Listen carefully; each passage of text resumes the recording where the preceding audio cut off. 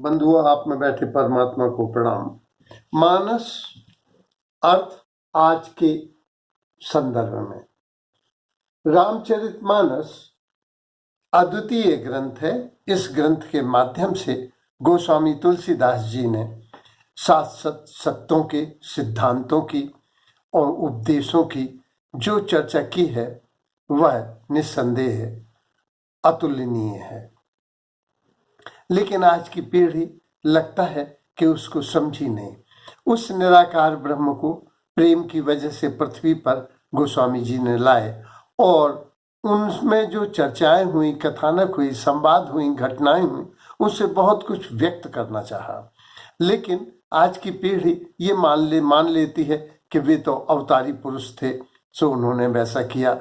अनसुईया सीता को कुछ उपदेश देती हैं तो पीढ़ी ये मान रही है कि वो सीता को उपदेश अनसुईया ने दिए थे।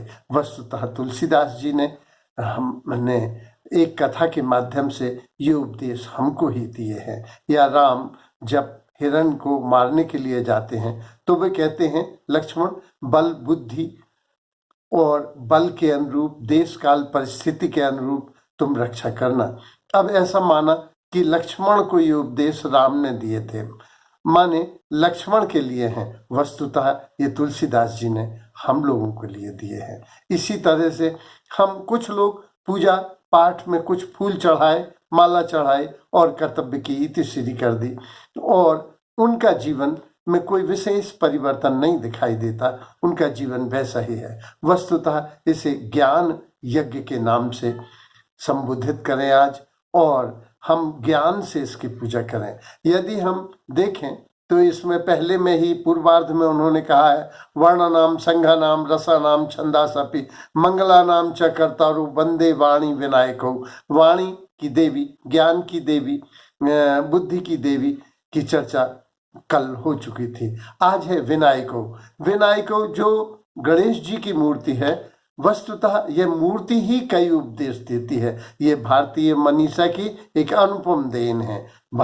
ये पूर्वी मनीषा की एक विशेष बात है, जो मूर्ति ही कई उपदेश देती है। इसमें बड़े बड़े कान अर्थात बहुत सुनो। ऐसा कहा जाता है कि हमको दूना सुनना चाहिए और आधा कहना चाहिए। दूना सुन, आधा कहो, सीखो प्रकृति विवेक, कान दिए दो ईश ने, जिह्वा दीनी एक। डील कार्नेगी ने भी लिखा है कि to be a good listener, हमें एक अच्छा व्यक्ति होना चाहिए। कन्वर्सेशन की सबसे अच्छी बात होती है कि हम सुने ज्यादा, समझें ज्यादा। तो कान बड़े देने का आशय ये था गणेश जी के कि हम उनकी पूजा कर रहे हैं तो उनसे कुछ प्रेरणा लें, शिक्षा दें। क्योंकि जब हम समस्याओं को ध्यान से सुनते हैं तो मनोवैज्ञानिक कहते हैं कि उस मरीज की आधी समस्याएं स्वतः ठीक हो जाती हैं। जब हम किसी की बात ध्यान से सुनते हैं तो उसे अच्छा लगता है। फिर बड़ा सर माने सोचो अधिक, problem face tactfully not boldly. जो पृथ्वी की परिक्रमा के लिए चैलेंज मिला था गणेश जी को, उन्होंने ध्यान से सोचा, समझा, शांति मन से समझा। वे शांति के देवता हैं, तो शांति मन से उन्होंने समझा कि मैं तो बहुत भारी भरकम शरीर का हूँ और परिक्रमा बहुत बड़ी है और मेरा वाहन भी मूषक है। तो मूषक के आधार पर उन्होंने निर्णय लिया कि माता पिता ही निष्कर्ष हैं और वे प्रथम पूज्य बने और पृथ्वी की परिक्रमा को मान लिया गया। तो इस तरह से प्रॉब्लम को उन्होंने, एक बड़े चैलेंज को उन्होंने सहज भाव से स्वीकार किया। तो शांति के देवता की पूजा सबसे प्रथम इसलिए करते हैं कि हमें शांत रहना है।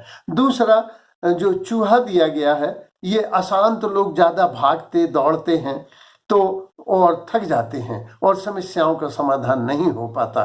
तो चूहा इसलिए कि भैया ज्यादा दौड़ना भागाना नहीं है, हमें सर को, हमें कानों को, हमें आंखों को ज्यादा आज काम लेना है, दिमाग से ज्यादा काम लेना है। क्योंकि अशांत लोग भागते हैं, दौड़ते हैं और उलझ जाते हैं। एक उसमें था कि मैं तो अपने कमरे में गुम था पर सारे शहर में शोर हो गया। तो बहुत से लोग जो अपने कमरे में ही गुम रहते हैं, लेकिन वे इतिहास प्रसिद्ध लोग हो जाते हैं। दूसरा, अगला, इनके सामने लड्डू रखा हुआ है, माने परमात्मा ने हमको बहुत कुछ दिया है, उस वरदान को, उस लड्डू को हम खाएं। हम बहुत से लोगों को लड्डू मिले हैं और वे खाते नहीं। यहूदियों की एक पुस्तक है तालमुद, जिसमें कहा गया है परमात्मा परम पिता है, और जब तुम ऊपर जाओगे तो वो ये नहीं पूछेगा तुमने क्या गलत किया, क्या पाप किए। वो ये कहेगा, बेटा हमने तुम्हें इतनी सुख सुविधाएं दी थी, तुम्हें बहुत से संपन्नताएं दी थी, तुमने उनका उपभोग क्यों नहीं किया। तो लड्डू जो सामने रखा है गणेश जी, इसलिए कि प्रेम से खाओ, आनंद से खाओ, परमात्मा की अनुकंपा से अनुग्रहित होते हुए खाओ और आनंदित रहो। देखो, इंजॉय विथ थैंक्स। यदि ऐसा करोगे, गणेश जी की पूजा मात्र फल फूल और माला चढ़ा देने से ही नहीं, यदि हम इस तरह से इसकी पूजा करते हैं गणेश जी की, तो रिद्धि और सिद्धि जो मिलती हैं वो पत्नी के रूप में मिलती हैं। माने रिद्धि माने बुद्धि और सिद्धि माने पूर्णता। पूर्णता जो मिलती है वो भी, सफलता भी पत्नी के रूप में मिलती है, माने विजय भी आपके कदम चूमती है। और उसमें जो था कि शुभ और लाभ पुत्र हैं, वस्तुतः जब आदमी समस्याओं पर विजय प्राप्त करेगा तो उसे शुभ और लाभ होगा, माने वह प्रसन्न रहेगा। इस तरह से ये शांति के देवता थे। शांति है क्या, हम समझें। शांति से आशय अनुकूलता से है, स्थिरता से है, सद्भाव से है, मैत्री से है। शांति से आशय भय और चिंता से मुक्ति से है। शांति से आशय मौन, शांत और जागरूकता से है। कामनाओं की पूर्ति से है। शांति से आशय कामनाओं की पूर्ति से है। और अष्टवक्र महागीता में लिखते हैं कि जो मन को मार लेता है वह प्रसन्न हो जाता है, शांत हो जाता है, उसे यह सब मिलता है। तो शांति उसको मिलती है जो समझता है, ज्ञानवान है, माने ये बुद्धि के भी देवता हैं और शांति के भी देवता हैं। तो शांति उसी मिलेगी जो बुद्धि से काम लेगा। शांति का महत्व क्या है? इससे रचनात्मकता बढ़ती है, इससे सकारात्मकता बढ़ती है, इससे कर्मठता में वृद्धि होती है, इससे ये प्रगति की पहली सीढ़ी है। इससे स्वास्थ्य, सफलता, सौंदर्य, समृद्धि सभी कुछ बहुत बढ़ती है। और नारायण हृदयालय में लिखा था कि जो शांत चित्त होकर मौन और ध्यान करते हैं, पूजा और प्रार्थना करते हैं, उनके हृदय शांत हो जाते हैं और हृदय को आराम मिलता है। तो हृदय को ही नहीं, पूरे मन मस्तिष्क को, शरीर को आराम मिलता है। इस तरह से तो शांति भंग कैसे होती है? शांति, मन की शांति, तो इसमें आया है महाभारत में कथा, विदुर नीति में इसकी चर्चा आई है कि धृतराष्ट्र ने विदुर से पूछा जब युद्ध का प्रारंभ होने वाला था कि मेरा मन अशांत बहुत है।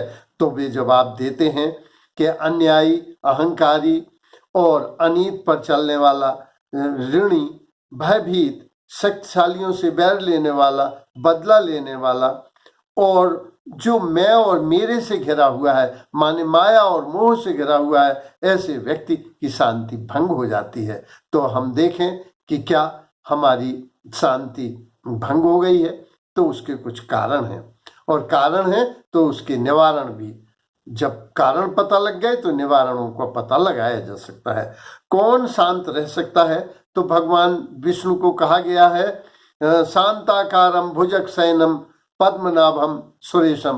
तो जो सांप के ऊपर बैठ के, माने समस्याओं के ऊपर बैठ के भी शांत रहे, वह संयत रहे, वह शांत रह सकता है।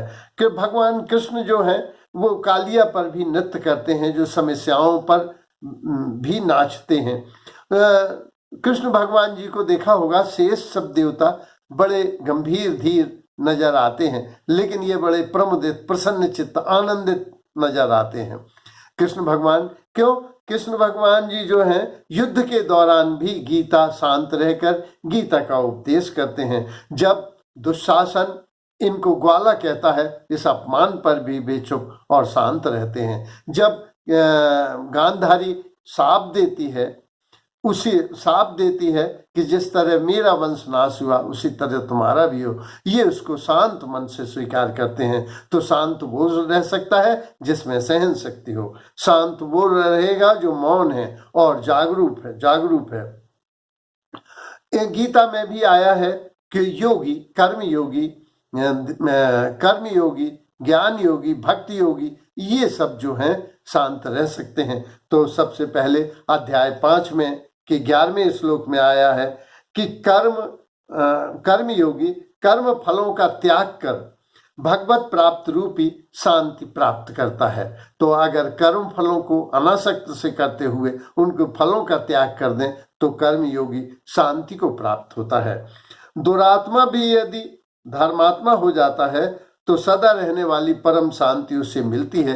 ये अध्याय 9 के 31वें श्लोक में आया है। शांत कौन रह सकता है?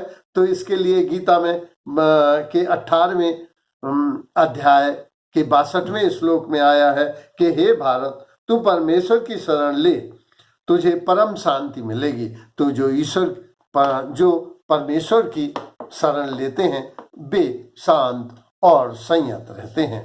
तो गणेश जी की मूर्ति की जो कल्पना की गई है शांति के देवता की, वह विशेष रूप से की गई है। उसके कुछ अर्थ हैं। शांति कहाँ मिल सकती है?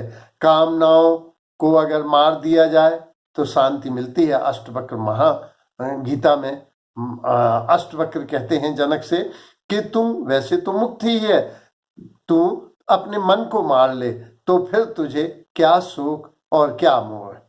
जिसने मैं और मेरे को मार लिया अर्थात अहम को मार लिया, वह व्यक्ति शांत हो जाता है।